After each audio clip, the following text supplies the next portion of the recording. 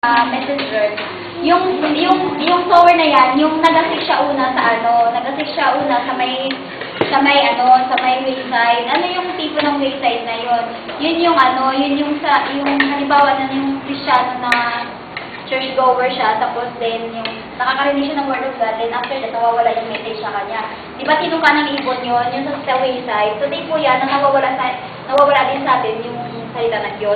Tapos yung stony place naman, yun yung something black ng isang tao na tumitigas ang puso niya sa Diyos. Tapos yung sa good grounds naman, yun yung Berean spirit, na sabi doon, tinanim doon sa good at tumubo. Yung pagka-Berean spirit po natin, pag naitanim po yan, tutubo po yan, lalago po yan. Tapos yung isa, nakalimutan ko, yung isa po pala sa tilikan. Yung tilikan, yan part ng mga circumstances, yung ganyan. Tapos, kasi tapos ko na po ito yung first parable, yung second parable na po ako, na ano ko na po yung first parable dito eh. Yung second parable po, the parable of wetland pear. 2 minutes na lang. Isa mo.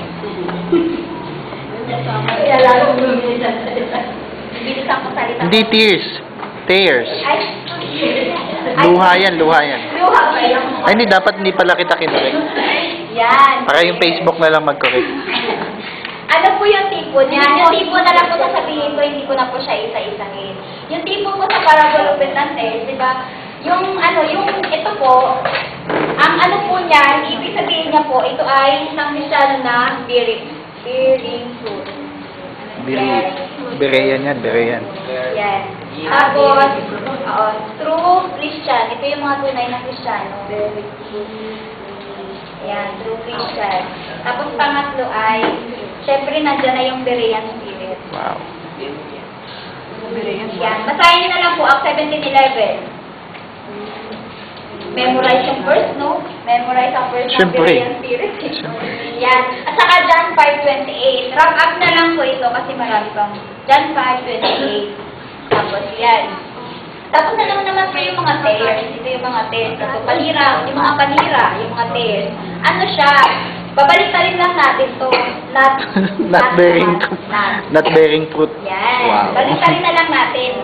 Ito yung Hindi ko lahat na nag-bear ng tapos, ito ay nagkukunwari believer lang. Make believer. Nandito din po yung unbeliever. Yes. Make believer siya. Siyempre. Tapos, of course, nandito din yung Nicolaitan spirit. Yung pinakaayaw ng lahat. Yan. Batika sa Facebook na usapan. Nicolaitan spirit. Ano yung mga verse nito? Yung mga verse po nito ay Revelation 2:6.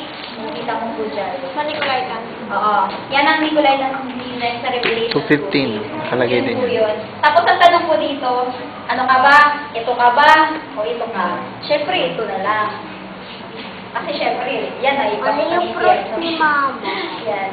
Tapos yung pangatlo naman po ay, wala na ba? Isa na lang. 1 minute. Isa na lang, 1 minute na. The parable of the mustard seed. Mustard. Mustasa. Mustard seed. Ano po ba yung mustard seed? Di ba mustasa to?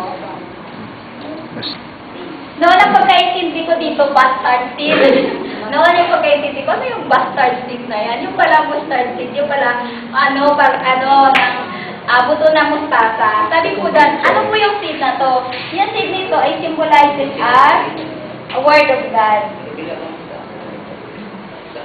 Sobrang liit lang yan. Yan. Word of God. Na binigay ng sower na yun. Siyempre, ang unang naghatid nito ay, siyempre, yung Jesus Christ. Tapos binigay niya to sa 7 church ages sa pitong iglesia. Tapos yun. Sa bawat 7 church ages, merong nagasik ng binhi. So dito sa mustard seed na to ay, ano po yung mustard seed na yan? Yung seed na to, dapat ito ay grow. Katulad to ng sinabi kanina ni Nanay Linda, katulad siya ng isang puno. Na isang puno na meron siyang bunga. Yung naging bunga na yun na nga yung bini. Nasabi niya, itong puno na to, this is a tunay na Kristiyano to. Yan yung mga tunay na Kristiyano na meron silang seed. Na yung seed na yan ay lumalago. Tapos meron naman po may ka-counterfeit naman po yan. Mustard seed na yan sa pangatlong church ages. meron naman po siyang meron naman siyang ka-counterfeit. Ano po yun? Yung mga foul. Sino yung mga foul na yan? Yan. Foul na yan, which is, ito ay si Satan. So, ibig sabihin, ito yung ka-counterfeit niya. Kung yung seed na yan ay lumalago, syempre si Satan, papantayan niya din yan. Pinapantayan niya din yan. Eh, syempre, kailangan mamutawin talaga yung seed natin. Yun lang, kasi wala na